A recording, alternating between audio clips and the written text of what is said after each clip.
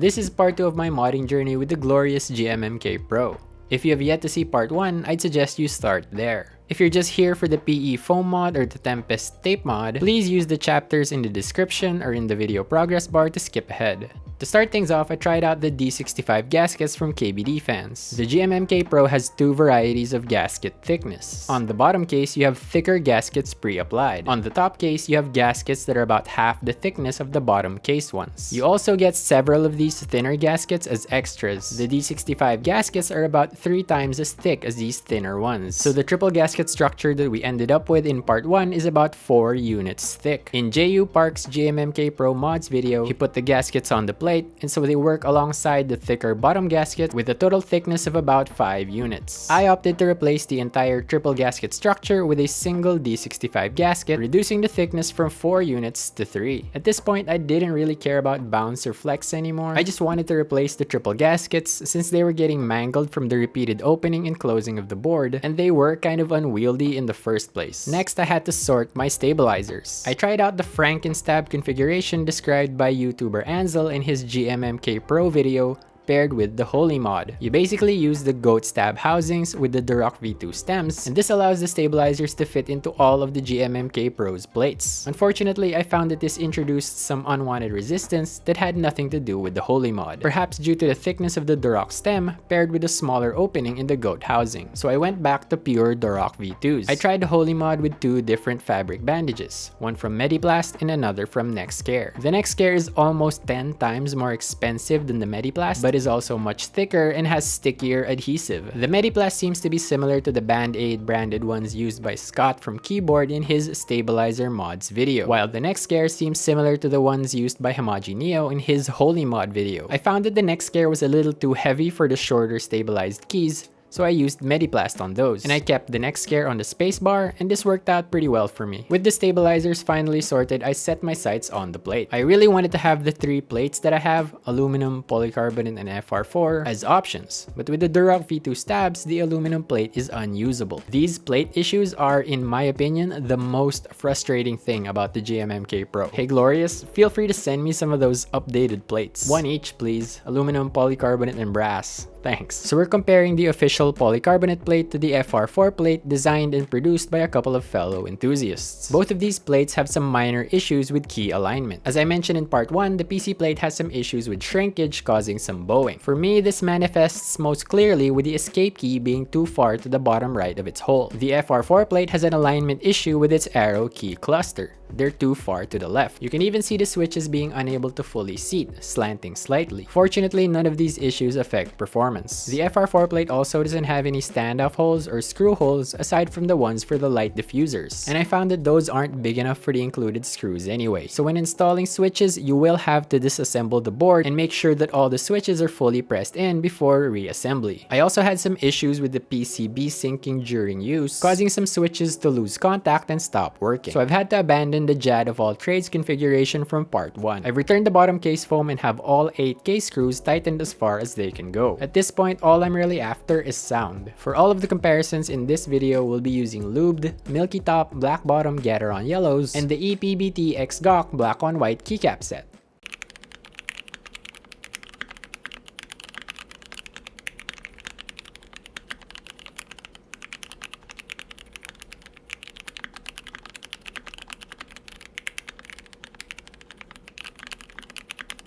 The GMMK Pro is a pretty quiet keyboard. Coming from another relatively muted board, the KBD67 Lite, I found myself craving some sound. The PC and FR4 plates sound pretty similar, but the FR4 seems a bit lower pitched. It also has a much louder spacebar. It's not bothersome or bad sounding, but it does stand out quite a bit. I prefer the PC plate's spacebar, which blends in with the rest of the key sounds. And now we've come to the moment you've all been waiting for, the PE Foam mod. A little background on this, it all started with the Epoch keyboard, a high-end board with a unique sound. It includes this thin sheet of polyethylene or PE foam that sits right on top of its PCB. Folks theorized that it was this PE foam that gave the board its signature sound. And the GMMK Pro actually includes some thin PE foam in its packaging in the form of this pouch where the keyboard is initially enclosed. So folks cut a bit of this foam to fit on top of the PCB, cut out holes for the stabs, and then put it on top of the PCB underneath the plate foam. Then they just push the switches pushes straight through the material since it's thin enough that it just tears, and the mod has received rave reviews. However, there seems to be a risk of electrostatic discharge or ESD when using this material. This could potentially damage the components on the PCB, and that's not good. The PE foam used in the jelly epoch is actually treated to be anti-static, and so that's the kind of foam that one should be using for this mod. I bought some 0.5mm PE foam with anti-static properties from Betafoam via Shopee, Philippines. I'm still not sure if all anti-static foams are created equal, so you should consider doing this at your own risk. If you have further knowledge on this topic, please share it with us in the comments. In Keyboard's recent GMMK Pro mods video, he cut out big holes around the stabilizers to fit the PE foam. For my foam, I cut out holes for each stabilizer housing separately, leaving the PE material underneath the switch. I'm not sure how the foam works really, but I wanted to leave the material underneath the stabilized switches to hopefully provide them with the foam's black magic benefits as well. Initially, I tried out the PE foam with the FR4 plate and the GMMK Pro's included plate foam. Unfortunately, this caused some problems with the switches losing contact with the PCB and not working anymore. Instead of the PCB sinking, I got the plate rising. The plate foam seems to be at such an exact thickness that the added 0.5mm of thickness from the PE foam was enough to throw the whole thing out of whack. So I opted to just remove the plate foam entirely, leaving just the PE foam on top of the PCB. And this is the same approach I took with the PC plate, while also omitting all of its screws and standoffs.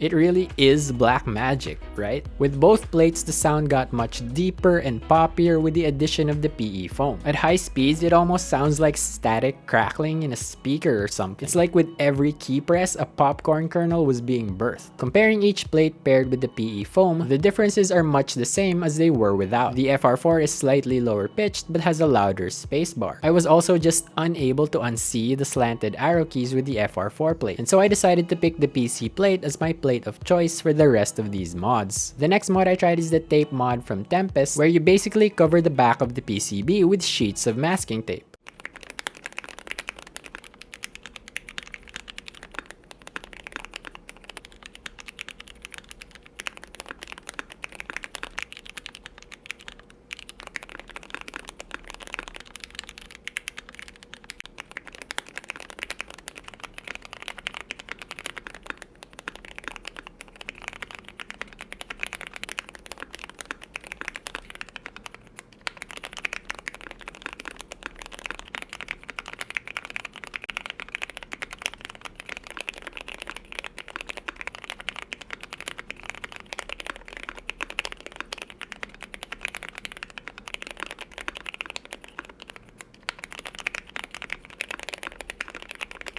The tape mod definitely does make the sound deeper than without it, but compared to the PE foam mod, it sounds kind of dull or flat, somewhat dead. It's as if each key sound ends before you expect it to. The PE foam has a louder, brighter, more open and vibrant sound. I know that's kind of abstract, but that's where my mind went. Combining the two mods, you also get some of that deadening with the tape. So I just decided to abandon the tape mod entirely. One last thing I wanted to try was removing the bottom case foam entirely. The removal of the plate foam seemed to open up the sound of the board, so I was hoping removing the case foam would have a similar effect. I tried a few different configurations, including removing the plate foam entirely and also replacing it with a sheet of the thin PE foam. I also had to use all of the plate screws and standoffs to avoid PCB sink. I learned 3 things. 1. Removing the case foam was actually a negative. The sound became a bit more muted and higher pitched with it gone. 2. The PE foam did basically nothing as case foam. And 3. The addition of the plate screws and standoffs made the sound a tad bit deeper. So I ditched the PE as case foam, put the stock case foam back, and kept all of the screws and standoffs. And that is the end of our long, arduous but enjoyable journey modding the glorious GMMK Pro. I don't think I will be doing a part 3 video as I'm pretty sick of this board by now, and I don't really want to spend any more money on it. But hey, if Glorious wants to send me those updated plates, I'll gladly take a look. We'll end this video with 3 sound tests, using the same 3 switches that I used at the end of part 1, namely the Durock POMs, Glorious Pandas, and Cherry MX Black Hyperglides. I will include a little bit of those part 1 sound tests in between just for comparison. If you'd like to support my journey to monetization, please stay until the end of the sound tests. And if you found this video helpful, entertaining, informative, or any other positive adjective, please consider giving it a like and subscribing to the channel if you haven't already. Thank you so much for watching.